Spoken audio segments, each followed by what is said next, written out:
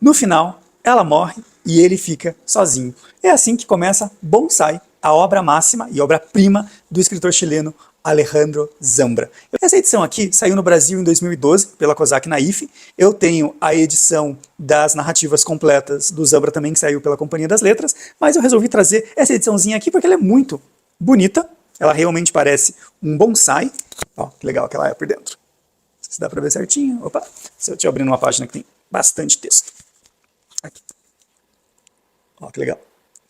Mas é óbvio que a gente não está aqui para analisar a produção gráfica nem editorial do livro. A gente está aqui para falar desse que é, para mim, um dos grandes romances ou novelas produzidos na América Latina recentemente. Ele conta a história do Júlio, ou Julio, e da Emília, dois jovens que se conhecem em Santiago de uma forma casual e que acabam se apaixonando um pelo outro graças à literatura. E é a literatura que é o grande eixo norteador e condutor dessa narrativa, que é para lá de bonita. Mas se você está se perguntando por que ler um livro, se a gente já sabe exatamente o final, que a Emília morre e que o Júlio fica sozinho, não exatamente sozinho, mas a solidão dele é um estado de espírito, em alguma medida, por que ler um livro assim? Para a gente conhecer justamente os caminhos e descaminhos desses personagens.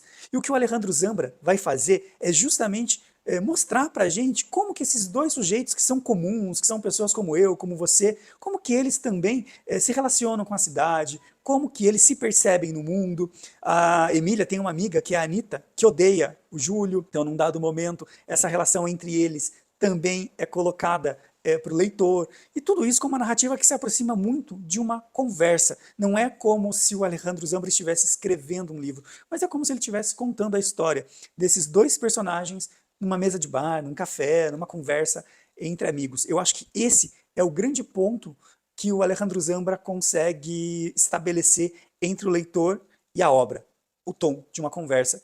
E essa informalidade, ou essa despretensão em termos de linguagem e tom de narrativa, vem muito de uma coisa que ele me contou numa entrevista que eu fiz com ele para a Tribuna do Paraná, eu acho que em 2014, talvez, 13 ou 14, em que ele fala assim, todo escritor, na verdade, gostaria de ser jogador de futebol.